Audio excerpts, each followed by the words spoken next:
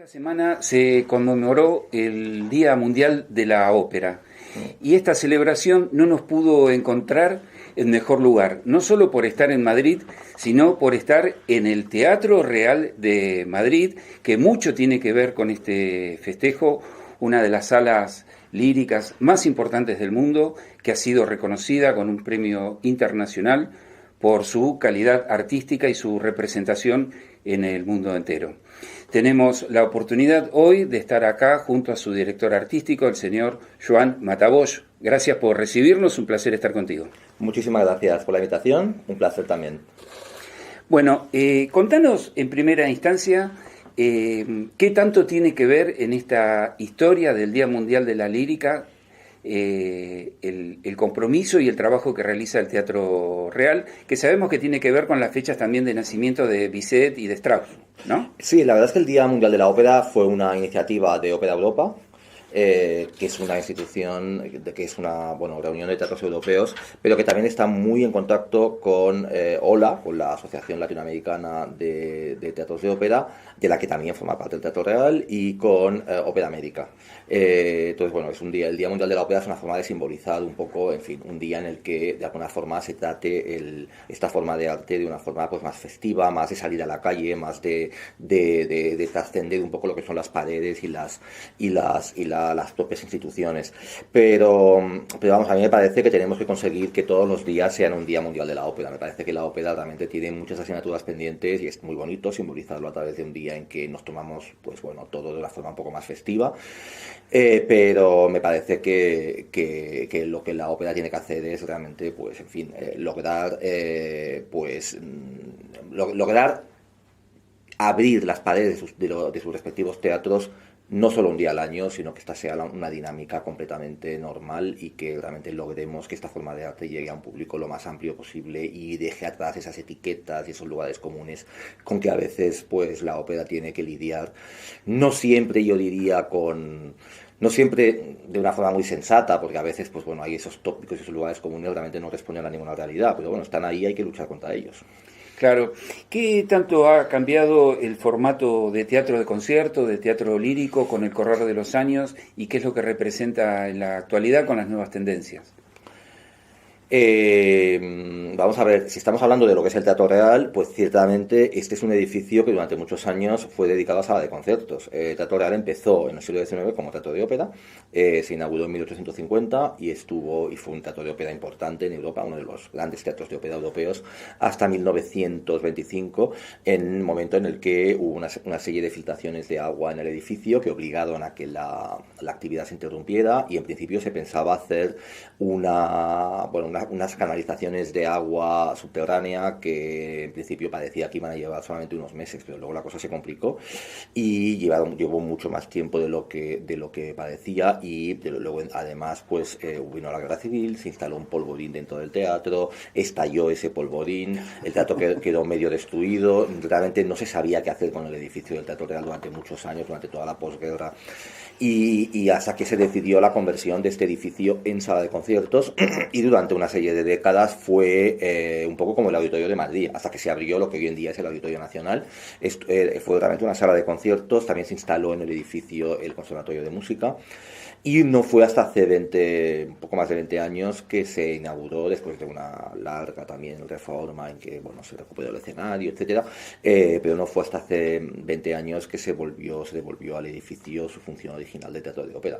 Por lo tanto, sí, ciertamente este edificio ha sido sala de conciertos durante un montón de años y en ese momento es teatro de ópera. Me parece que son dos historias realmente muy diferentes. Realmente claro. La historia del Teatro Real como sala de conciertos casi diría que está más ligada con la historia del Auditorio Nacional, ¿no? Porque de hecho hizo las funciones del Auditorio Nacional y fue la sede de la Orquesta Nacional de España durante estos años, pero hoy en día está obviamente en el Auditorio Nacional de la calle Velázquez, pero vamos, a mí me parece que lo que ha intentado el Teatro Real durante estos 20 años es un poco establecer una conexión con lo que había sido la tradición del Teatro Real hasta el año 1925. Una historia muy accidentada la de esta casa, pero me parece que estos 20 años últimos, poco a poco, pues se ha logrado realmente recuperar esa tradición y realmente volver a colocar al Teatro Real en lo que era el siglo XIX, uno de los grandes escenarios de ópera mundiales.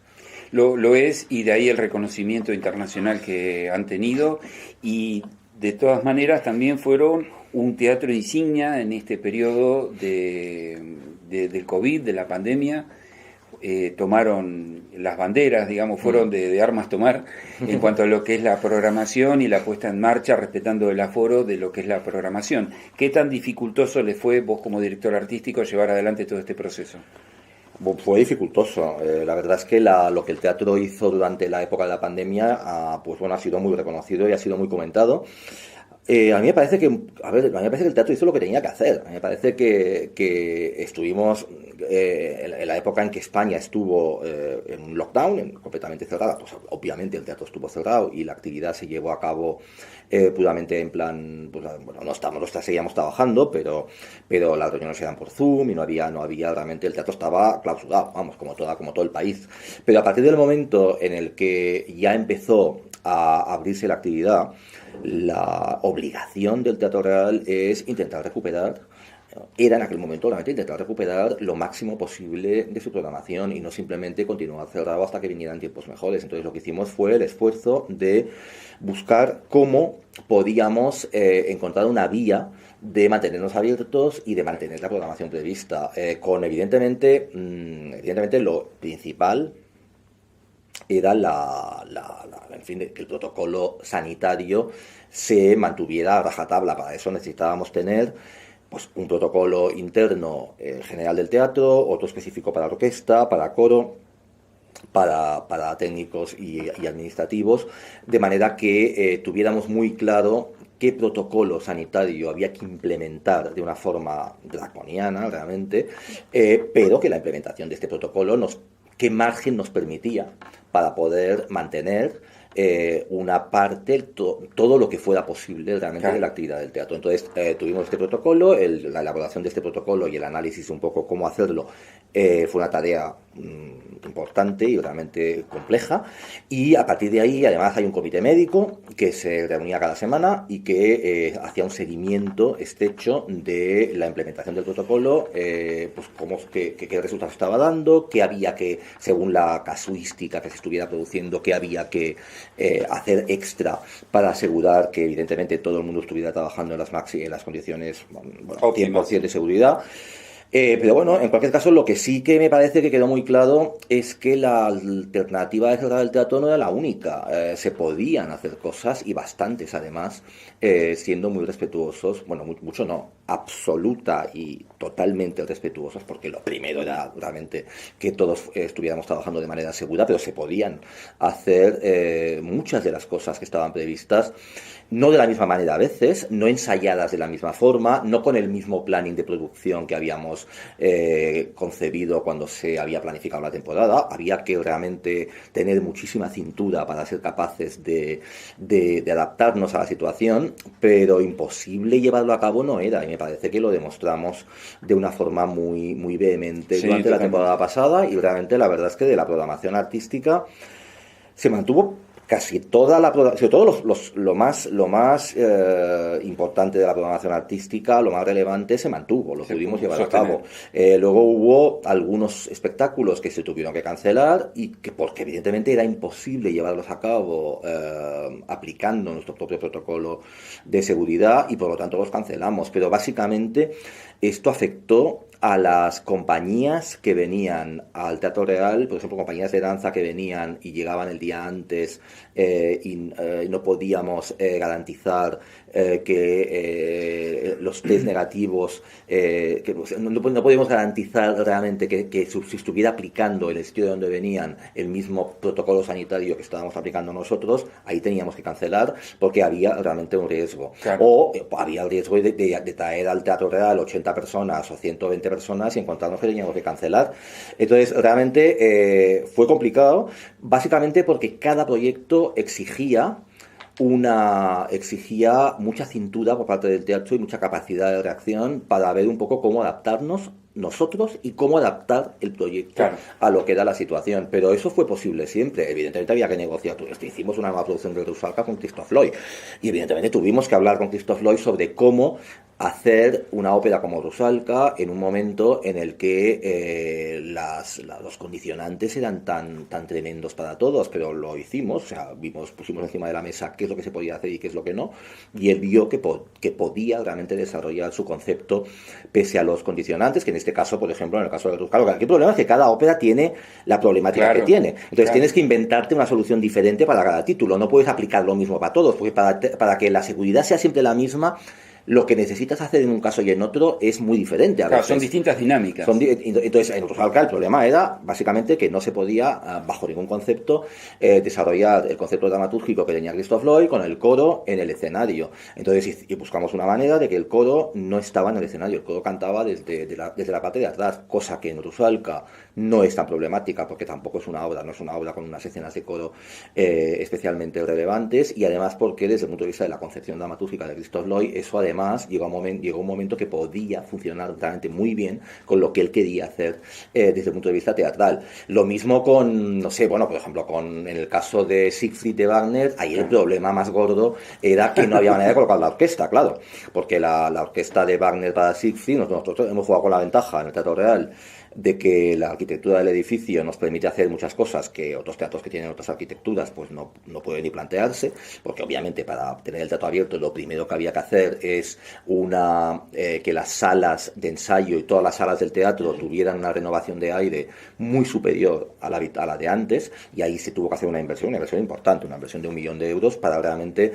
que la renovación de aire fuera sistemática. Eso en la sala de ensayos de orquesta del Teatro Real, que es una sala prácticamente exterior, es una inversión bastante razonable, porque la sala ya de por sí tiene una alta renovación, porque está realmente es externa. Pero claro, un teatro que tenga una sala de ensayos en la planta -5, pues probablemente es imposible abrir el teatro, porque ahí la inversión que hay que hacer para que eso se pueda utilizar en un momento de pandemia puede que sea o de unos costes inasumibles o incluso imposible a lo mejor. Claro. Pero en el caso de Siegfried el problema era la colocación de la orquesta, y ahí lo que hicimos es trabajar con la orquesta y con nuestro comité médico para ver qué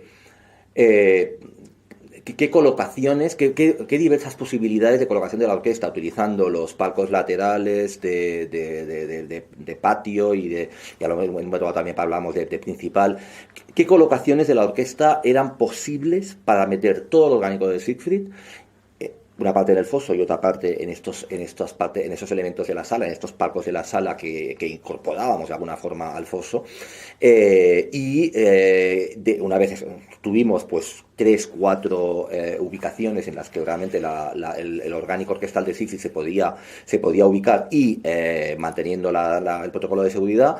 Evidentemente, entonces había que hacer unos ensayos previos a el comienzo de los ensayos de Siegfried para ver cuáles de estas opciones, que desde el punto de vista de la salud, digamos, eran seguras, pero cuáles de estas también eran posibles desde el punto de vista acústico. Porque claro, puede que haya una opción que funcione desde el punto de vista sanitario, pero puede que aquello no suene. Claro, y entonces esta tampoco nos vale. Entonces, al final vimos que de las diversas opciones que desde el punto de vista sanitario podían ser, una también podía funcionar desde el punto de vista acústico. Y entonces esa es la que cogimos, y así se hizo Siegfried. Y en Peter Grimes, pues con Deborah Warner y con Ivor Bolton, pues ahí la problemática era otra. La problemática es enorme, porque ahí tiene todo. Una orquesta grande, tiene un coro enorme.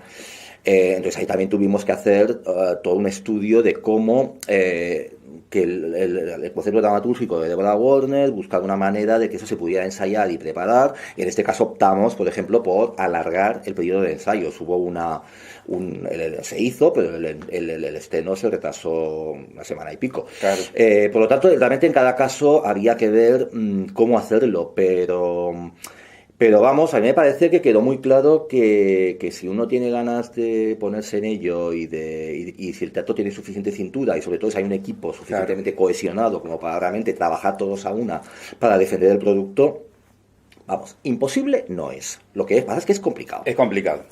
¿Cómo organizan la programación año a año, en función a qué parámetros, y cómo trabajan y compatibilizan los elencos estables con las compañías que vienen de afuera? El Teatro Real tiene muy poco, el Teatro de elencos estables realmente tiene muy poco elenco estable el Teatro Real. Es un teatro que lo tiene todo externalizado. Es un modelo realmente muy especial, muy singular de teatro. Incluso en Europa realmente hay muy pocos teatros, si es que hay alguno, que funcione de esta manera. El Teatro Real tiene realmente solo técnicos y administrativos. La orquesta es una cooperativa, es una orquesta que es una cooperativa que tiene una relación estable con el teatro y es la orquesta del teatro, pero es una orquesta que funciona de una forma completamente autónoma. Es decir, no es una orquesta que tiene su propia dinámica y que tiene su propia actividad al margen de lo que es estrictamente la actividad que le proporciona el teatro. Ellos hacen sus conciertos, su temporada sinfónica, hacen discos, hacen muchas cosas al margen de lo que el propio teatro les pone encima de la mesa. Y el coro funciona también con una dinámica parecida a esa. Entonces, a pesar de que también es el coro, obviamente, del titular del Teatro Real, entonces, y compañía de cantantes, lo que en Centro Europa se llama un ensemble, eso no tiene el Teatro Real. Por lo tanto, es un teatro que realmente funciona sobre la base de un modelo de gestión muy especial, que todo está externalizado realmente de una forma muy drástica, lo cual evidentemente es muy compleja la área de gestión, porque evidentemente tienes en el teatro prácticamente nada. O sea, cualquier título que se tenga que hacer, todo hay que buscarlo fuera, todo. ¿Qué es lo que sucede? Por un lado, que hay que hacerlo con mucho tiempo antes. Es un teatro que obliga a su propio modelo a que se tenga que programar con mucho tiempo, mucha anticipación. Esto en ópera pasa siempre, pero cuando el modelo es así, muchísimo más aún, porque muchos teatros tienen una parte de lo que van a utilizar en el propio teatro. Aquí no hay nada. Aquí en cualquier título, incluso un título de cámara, realmente hay que buscar fuera quién te va a defender de este título. Eso tiene la ventaja, por otro lado, el inconveniente de que hay que programar con muchísimo tiempo, pero también tiene la ventaja de que si se hace bien el trabajo, puede dar lugar a unos niveles de calidad muy altos, porque si el trabajo está bien hecho, pues como cada elemento integrante del espectáculo ha sido escogido específicamente para este proyecto, pues si el director artístico y su equipo han hecho un trabajo razonable desde el punto de vista, un buen trabajo, pues en principio es posible conseguir unos niveles de excelencia realmente muy altos. Y en cuanto a las escenografías y talleres escenográficos, el Teatro Real tampoco tiene talleres escenográficos. Cada proyecto de nueva producción se proyecta, se elaboran los planos técnicos y el equipo y todo el pliego de especificaciones técnicas y sale a concurso público, hasta el punto de que sale a concurso público y se presentan diversos talleres.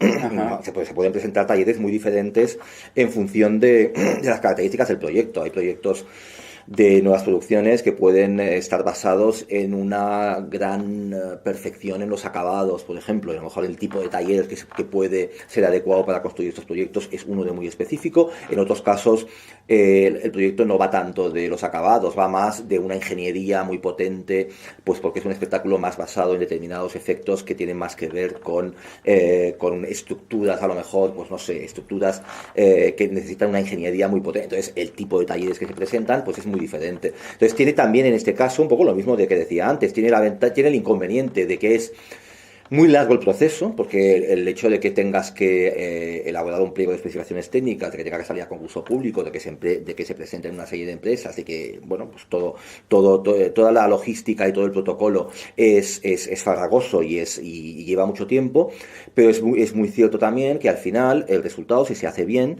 pues es muy ventajoso para el teatro, porque en primer lugar acabas teniendo al taller que exactamente necesitas para las características de un determinado proyecto y además, evidentemente, en el momento que hay un concurso público lo tienes siempre a un precio muy razonable. Totalmente. ¿Y cómo vas decidiendo con estos tiempos que deben tomarse la programación? ¿Cómo van decidiendo los títulos o lo que pongan en escena de conciertos? Pues la programación se elabora sobre la base, en primer lugar, de tener muy claro cuál es el concepto, un poco donde queremos llegar como modelo artístico. Y esto es muy importante tenerlo muy presente, que es lo que el Teatro Real quiere priorizar y quiere poner encima de la mesa como discurso artístico del teatro. Tengo muy claro que el Teatro Real es un teatro que tiene la historia que tiene, muy accidentada, como comentábamos antes, una historia llena de lagunas culturales, realmente pues las propias características de la historia de la institución y también por las propias características de la historia de España. España es un país que ha estado durante bastantes años en el siglo XX muy aislado del exterior y muchas cosas no han llegado. No han llegado a España. Y en otros casos han llegado a España, pero no han llegado al Teatro Real y no han llegado a Madrid porque no había teatro. Porque el teatro estaba cerrado. Entonces realmente es un teatro que tiene muchos deberes por hacer. Me parece que hemos hecho con todo el equipo del Teatro Real, que en estos momentos estamos al frente, una tarea muy importante de subsanar lagunas. Me parece que en estos momentos nos estamos poniendo realmente muy al día y creo que ha habido un trabajo muy serio para un poco normalizar todo ese repertorio que no había llegado. Poco a poco empieza a ser ya patrimonio del público, pero todo eso ha sido un esfuerzo. Entonces realmente nosotros tenemos muy claro que el discurso artístico del teatro es un discurso muy basado en ampliar el horizonte del público, contribuir a hacer una evolución del gusto colectivo, conseguir que el público tenga una mentalidad más abierta, que integre mejor dramaturgia, repertorios, compositores, estéticas, conceptos interpretativos nuevos, diferentes, valientes, agresivos en un momento dado, incluso polémicos, ¿por qué no?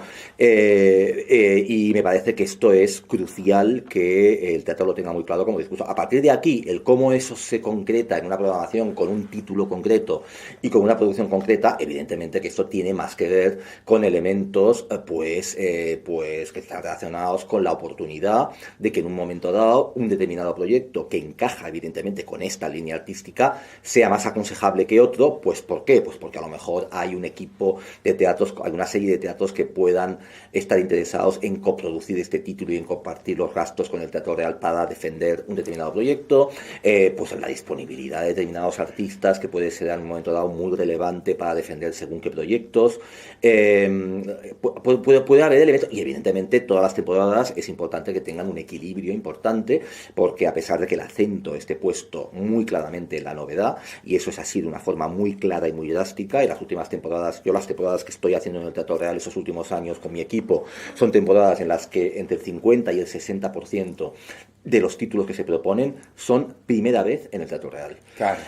Por lo tanto, y hay muy poco teatro de ópera que no es que normalmente todos los teatros intentan que haya alguna novedad, pero normalmente hay alguna novedad. Aquí es que más de la mitad de lo que se propone es novedad. Es novedad. Entonces, realmente pero bueno, pero no hay solo novedad, evidentemente que el teatro también tiene un repertorio, también tiene, si estamos invirtiendo en producir, es para ser capaces de luego proponer reposiciones de nuestras propias producciones, a lo mejor con otros tipos, con otros intérpretes, con el gancho a lo mejor de un cantante excepcional que en un momento dado se apunta a un proyecto, pero realmente las temporadas tienen que tener también este equilibrio y digamos, la claridad de ideas en lo que es la orientación artística del teatro tampoco nos tiene que hacer perder la perspectiva de que las temporadas tienen que tener una coherencia como temporadas.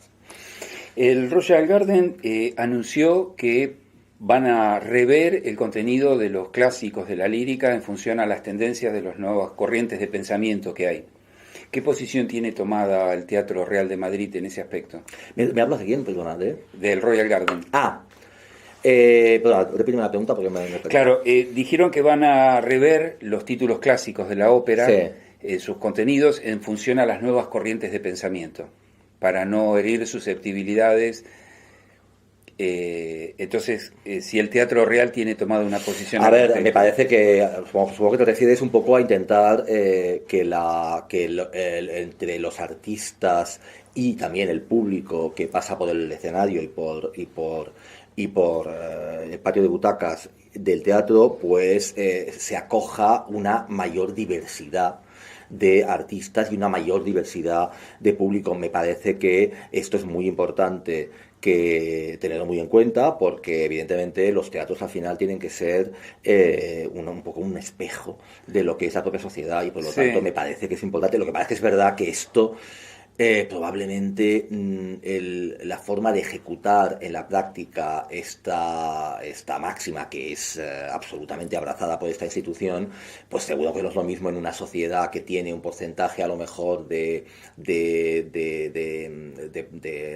personas de determinadas razas, de determinadas clases sociales, o otra, porque diversidad no significa lo mismo en un país o en otro, Claro. porque su propia constitución de lo que es esa propia diversidad es diferente, pero como objetivo, desde luego que está compartido por esta casa de una forma implacable, vamos.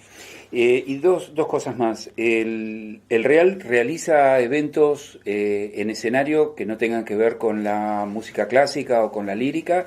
Y la otra es si el Real sale a la calle con su escenario, saca el escenario a la calle. Digamos que sí, el Teatro Real tiene una serie de días al año. De hecho, yo como director artístico tengo que dejar 44 mínimo días al año en los que el teatro se alquila para eventos que no tienen nada que ver con la programación de la casa. Y claro, 44 días son bastantes días. Al final, porque Claro. son cada día, cada mes hay unos cuantos, digamos. Por lo tanto, sí, eso es así, y el teatro se puede alquilar, y sí, es verdad que a veces existe una cierta confusión entre lo que es programación de la casa y lo que es un evento que alguien haya alquilado y lo haya hecho. Esta confusión, bueno, a mí me parece que a nivel personal, yo te diría, sí, me produce un poco de inquietud la confusión cuando el evento que se propone está relacionado de alguna manera con la actividad del teatro. Que es decir, a mí me inquieta un poquito cuando alguien alquila el teatro para hacer un concierto con un cantante que en un momento dado pueda cuestionarse si tiene o no la calidad adecuada como para pasar por el teatro, pero en cambio me produce una enorme satisfacción y me gusta muchísimo que se haga ese tipo de actividades y de eventos y de alquileres cuando la orientación de estos alquileres y estas propuestas está muy alejada. O sea, son cosas de mucha calidad, pero muy alejadas desde el punto de vista conceptual de lo que hacemos nosotros en nuestra temporada. Por ejemplo, Claro. a mí lo que me gusta es que alguien alquile el teatro para hacer un extraordinario espectáculo de flamenco, o de jazz, o de música rock, o de un cantante. Eso me gusta mucho. Me inquieta cuando eso sucede, me inquieta un poco, a ver, tampoco vamos a exagerar y tal, pero me inquieta un poco cuando alguien de alguna forma es una orquesta que no controlas, un cantante que no controlas, pero que se puede realmente confundir con la programación del teatro. Pero yo estoy muy a favor pero mucho, de que el teatro se alquile, sobre todo cuando esto está abriendo el escenario del teatro a géneros musicales, a perspectivas, a tipos de música que no forman parte de lo nuclear de lo que es la programación de esta casa, pues bueno, porque esta casa se dedica pues a lo que se dedica, ¿no? Pero que es algo de muchísima calidad y que realmente produce una enorme satisfacción que también Claro. esté en el escenario del Teatro Real. Y sacan el escenario a la calle. Y el salir a la calle, evidentemente, claro, salir a la calle con ópera pues no es fácil, porque bueno, pues porque la ópera tiene los requerimientos que tiene, pero lo que sí que tenemos unos cuerpos estables, tanto la orquesta como el coro, intentamos que salgan y que estén haciendo pues algunas de sus conciertos y actividades, pues que los hagan en otros espacios, y eso sería muy deseable hacerlo todavía más, y estamos en ello. Tenemos, por ejemplo, ayer concretamente estuvimos en la Fundación Juan Marc con la orquesta haciendo un concierto dedicado a la figura de Rossini, porque la Fundación Juan Marc, que es una institución que hace habitualmente actividades paralelas relacionadas con la programación del Teatro Real, para desarrollar temáticamente algunas de los ejes, digamos, de los ejes temáticos que se ponen encima de la mesa en la temporada.